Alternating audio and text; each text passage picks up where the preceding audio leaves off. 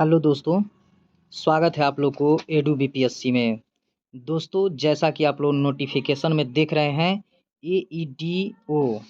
एईडीओ यानी उसका नोटिफिकेशन जो है निकल चुका है दोस्तों। उसका फॉर्म कब भरा जाएगा, उसकी योग्यता क्या होगी, उसको कैसे फॉर्म भरेंगे हम लोग, सारी जानकारी इस वीडियो में दूंगा आप लोग को। दोस्तों यहाँ पे देख लीजिए, विज्ञापन संख्या यानी 87 इसका दिया गया है। विज्ञापन संख्या 87 2025 में यह जो इसका विज्ञापन निकाला गया है। एईडीओ बहुत बड़ी वैकेंसी है दोस्तों, शिक्षा विभाग की तरफ से। शिक्षा विभाग जो है बीपीएससी के अंतर्गत इसका एग्ज़ाम लेगा। और देखिए इसकी सारी जो इन्फॉर्मेशन है इस वीडियो के अंतर्गत मैं दूंगा आप लोग को। शिक्षा विभाग के अंतर्गत सहायक शिक्षा विकास पदाधिकारी के कुल 935 रिक्त पदों पर नियुक्ति हेतु सुयोग्य भारतीय उम्मीदवार से विहित प्रपत्र में ऑनलाइन आवेदन आमंत्रित किए जाते हैं। ऑनलाइन आवेदन भरने हेतु विस्तृत दिशा निर्देश आयोग के वेबसाइट पर यानी www.bpsc.bihar.gov.in पर प्रदर्शित है। इन रिक्त पदों की कोटिवार विवरणी निम्नलिखित है। यहाँ पे हम लोग देख लेंगे। कोटि का बात कर लेते हैं तो अनारक्षित जो कोटि है तो अनुमान्य पदों की कुल संख्या जो है 374 है और 35% क्षैतिज आरक्षण के फलस्वरूप कुल पदों में से महिलाओं के लिए अनुमान्य पदों की कुल संख्या जो है 131 है। आर्थिक रूप से जो कमजोर वर्ग है उसके लिए 93 पद यहाँ रखा गया है और 33 पद महिलाओं के लिए है। वहीं अनुसूचित जाति की बात करते हैं तो 150 उसका जो पद रखा गया है उसमें, और महिलाओं के लिए 53% है। अनुसूचित जनजाति की बात की जाती है तो 10 उसमें कुल 10 पद हैं और 4 जो है महिलाओं के लिए रखा जाता है। इसके बाद देख लेते हैं इसमें अत्यंत पिछड़ा वर्ग के लिए तो 168 जो है सीट रखा गया है और 59 जो सीट है वह महिलाओं के लिए है। पिछड़ा वर्ग में 112 39 महिलाओं के लिए है। पिछड़े वर्गों की महिलाओं के लिए 28 सीट है। अब देखेंगे कुल इस तरह से 935 पद हो गया। अब इसका देख लेते हैं हम लोग यहाँ पे। सामान्य प्रशासन विभाग बिहार के पत्रांक 25-26 दिनांक 18/2/2016 के आलोक में राज्य के वैसे स्वतंत्रता सेनानी जिन्हें केंद्र द्वारा पेंशन स्वीकृत है के पोता पोती नाती नतनी के लिए आरक्षित 2% कुल पदों की संख्या 19 है। यानी जो बिहार के स्वतंत्रता सेनानी रहे हैं पहले से, तो उनके जो पोता पोती नाती नतनी है उनके लिए 2% जो पदों की संख्या है वह 19 रखा गया इसमें। इसके बाद से देख लेते हैं सामान्य प्रशासन विभाग के संकल्प संख्या 1962 दिनांक 22/1/2021 द्वारा दिव्यांग जन अधिकार अधिनियम 2016 के आलोक में दिव्यांगता से ग्रस्त उम्मीदवारों का क्षैतिज आरक्षण निम्नवत दे होगा। तो यहाँ दृष्टि बाधित तो 10, वहीं मुख बाधित तो 9, चलन दिव्यांगता तो 9, मनोविकार बहुदिव्यांगता तो इसका हो जाएगा 9। यानी इसके बाद से देखते हैं हम लोग अधियाची विभाग द्वारा प्राप्त अधियाचना में संशोधन होने पर प्रकाशित रिक्तियों की संख्या घट बढ़ सकती है। यानी अभी इसकी जो रिक्तियां हैं उसको घटाया बढ़ाया जा सकता है। तो घटने की तो कम चांस है दोस्तों, क्योंकि जब भी रिक्ति ऐसा होता है तो इसमें सीटों की संख्या ज़्यादा बढ़ाई जाती है। इसके बाद से देख लेते हैं वेतनमान। प्रारंभिक वेतन स्तर 5 मूल वेतन इसका हो जाएगा 29,200 एवं राज्य सरकार द्वारा समय समय पर किए जाने वाले वेतन पुनरीक्षण के आलोक में परिवर्तनीय है। शैक्षणिक योग्यता इसका होगा किसी मान्यता प्राप्त विश्वविद्यालय से स्नातक या समकक्ष, यानी किसी मान्यता प्राप्त विश्वविद्यालय से स्नातक या समकक्ष इसमें भर सकते हैं। इसके बाद से उम्र सीमा जो है दिनांक 1/8/2025 को न्यूनतम 21 वर्ष एवं अधिकतर अनारक्षित पुरुष 37 वर्ष, पिछड़ा वर्ग, अत्यंत पिछड़ा वर्ग पुरुष एवं महिला एवं अनारक्षित महिला 40 वर्ष एवं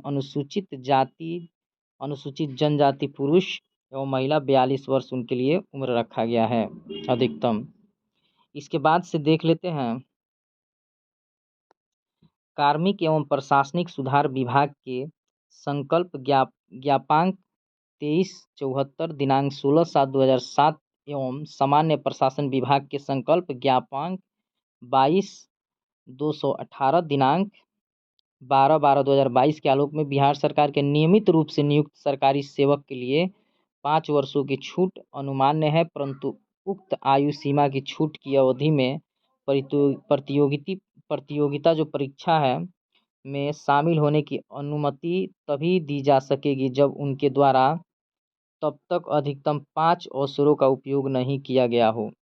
बिहार सरकार के सरकारी सेवक को आयु सीमा में छूट का दावा करने की स्थिति में सक्षम प्राधिकार द्वारा निर्गत प्रमाण पत्र जमा करना होगा, यानी अनिवार्य होगा जमा करना वहाँ पे। इसके बाद देखते हैं बिहार के सरकारी सेवकों को सेवा में आने के उपरांत उनकी पूरी सेवा अवधि में बिहार लोक सेवा आयोग द्वारा आयोजित प्रतियोगिता परीक्षाओं में सम्मिलित होने, परीक्षा में बैठने के लिए अधिकतम कुल 5 अवसर ही अनुमान्य होंगे।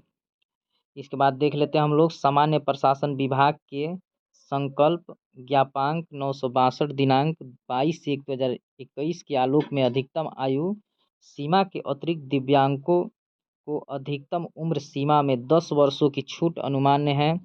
दावा करने की स्थिति में सक्षम प्राधिकार द्वारा निर्गत प्रमाण पत्र जमा कराना अनिवार्य होगा। अभ्यर्थी यह सुनिश्चित करेंगे कि प्रमाण पत्र आवेदन करने की अंतिम तिथि तक वैध हो। इसके बाद से देख लेते हैं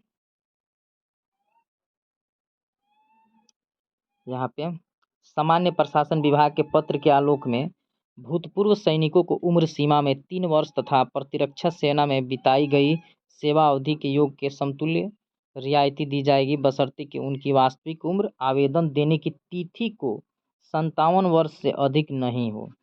भूतपूर्व जो सैनिक को उम्र सीमा में छूट का दावा करने की स्थिति में तत्संबंधित प्रमाण पत्र जमा कराना अनिवार्य होगा। इसके बाद से देखते हैं यहाँ पे विज्ञप्ति यानी चयन प्रक्रिया।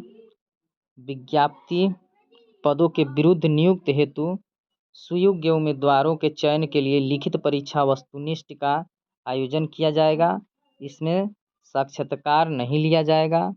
कार्मिक एवं प्रशासनिक सुधार विभाग बिहार के संकल्प ज्ञापांक संख्या 2374 दिनांक 16/7/2007 एवं सामान्य प्रशासन विभाग के संकल्प ज्ञापांक 1962 दिनांक 22/1/2021 के अनुसार लिखित परीक्षा में शामिल सामान्य वर्ग के उम्मीदवारों को 40%, पिछड़ा वर्ग के उम्मीदवारों को 36.5%, अत्यंत पिछड़ा के उम्मीदवारों को 34% एवं अनुसूचित जाति जनजाति महिलाओं तथा निःशक्त दिव्यांग उम्मीदवारों को 32% न्यूनतम अर्हता अंक प्राप्त करना अनिवार्य होगा।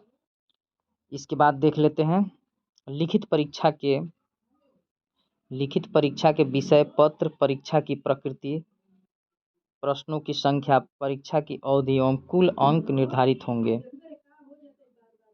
भाषा से सामान्य अंग्रेजी के 30 अंक, सामान्य हिंदी के 70 अंक, वस्तुनिष्ठ ऑब्जेक्टिव होंगे।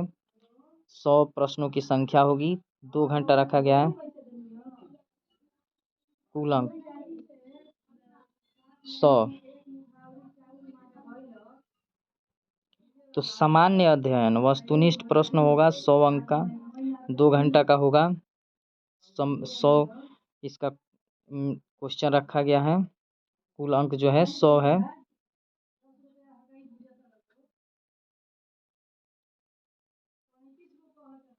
सामान्य योग्यता वस्तुनिष्ठ 100 को 2 घंटा 100। प्रत्येक प्रश्न का 1 अंक निर्धारित है तथा प्रत्येक गलत उत्तर के लिए 1/3 1/3 नेगेटिव मार्किंग का प्रावधान है। सामान्य भाषा, सामान्य अंग्रेजी एवं सामान्य हिंदी के पत्र मात्र क्वालिफाइंग होंगे, जिसमें से प्रत्येक में न्यूनतम 30% अंक प्राप्त करना अनिवार्य होगा। अर्थात सामान्य अंग्रेजी एवं सामान्य हिंदी में न्यूनतम 30% अंक प्राप्त करना अनिवार्य होगा। अर्थात सामान्य अंग्रेजी एवं सामान्य हिंदी में अलग अलग न्यूनतम अंक प्राप्त होने पर ही अन्य पत्रों का मूल्यांकन किया जाएगा। सामान्य अंग्रेजी एवं सामान्य हिंदी के पत्र में न्यूनतम प्राप्तांक नहीं प्राप्त होने पर अभ्यर्थी पर विचार नहीं किया जाएगा। इसके बाद से देख लेते हैं पाठ्यक्रम।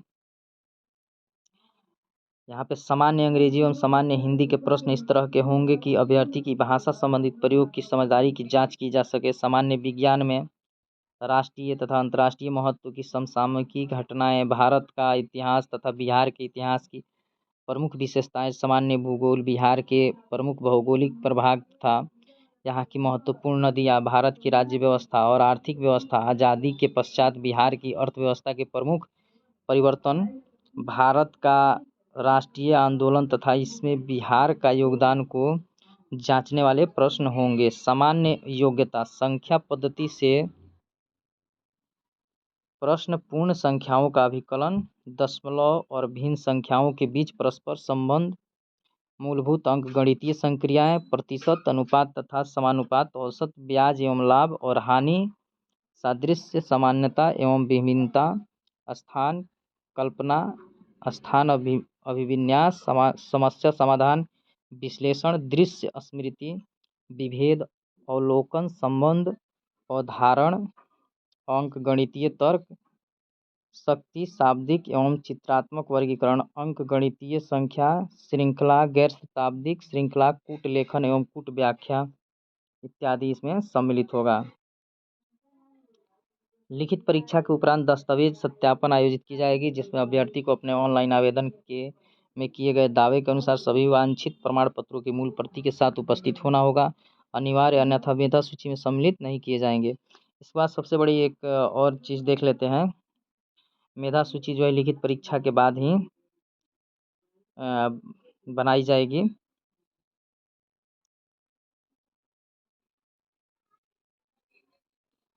अगर किसी अभ्यर्थी का अगर सामान्य अंक आता है, बराबर एक समान अंक आता है, तो सबसे पहले उसकी उम्र के हिसाब से उसको मेधा सूची में तैयार किया जाएगा। इसके बाद से देख लेते हैं सबसे जो महत्वपूर्ण बात है। यहाँ पे कोटि का कोड दिया गया है कि किस कोटि में किसका कौन सा कोड रहेगा, उसमें फॉर्म भरते समय इस पर ध्यान देंगे। और सबसे अहम बात यहाँ पे हम लोग देख लेते हैं, प्रमाण पत्र की बात आता है। तो प्रमाण पत्र में हम लोग देख लेते हैं कि मैट्रिक का प्रमाण पत्र, जन्म तिथि के साक्ष्य के लिए, स्नातक या समकक्ष का प्रमाण पत्र, स्नातक या समकक्ष का अंक पत्र। इसके बाद से देख लेते हैं, यहाँ पे सबसे महत्वपूर्ण बात है कि पिछड़ा वर्ग, अत्यंत पिछड़ा वर्ग के उम्मीदवार के लिए क्रीमी लेयर रहित प्रमाण पत्र, महिला उम्मीदवार के लिए पिता के नाम एवं पति से निर्गत क्रीमी लेयर रहित प्रमाण पत्र, अनुसूचित जाति अनुसूचित जनजाति के उम्मीदवारों के लिए जाति एवं अस्थायी निवास प्रमाण पत्र, महिला उम्मीदवार के लिए पिता के नाम एवं पता से निर्गत जाति एवं अस्थायी निवास प्रमाण पत्र। बिहार के अस्थायी निवासी अनारक्षित वर्ग की महिलाओं के लिए पिता के नाम एवं पता से निर्गत अस्थायी निवास प्रमाण पत्र की आवश्यकता होगी। इसके बाद यहाँ देख लेते हैं, यहाँ पे देख लेते हैं हम लोग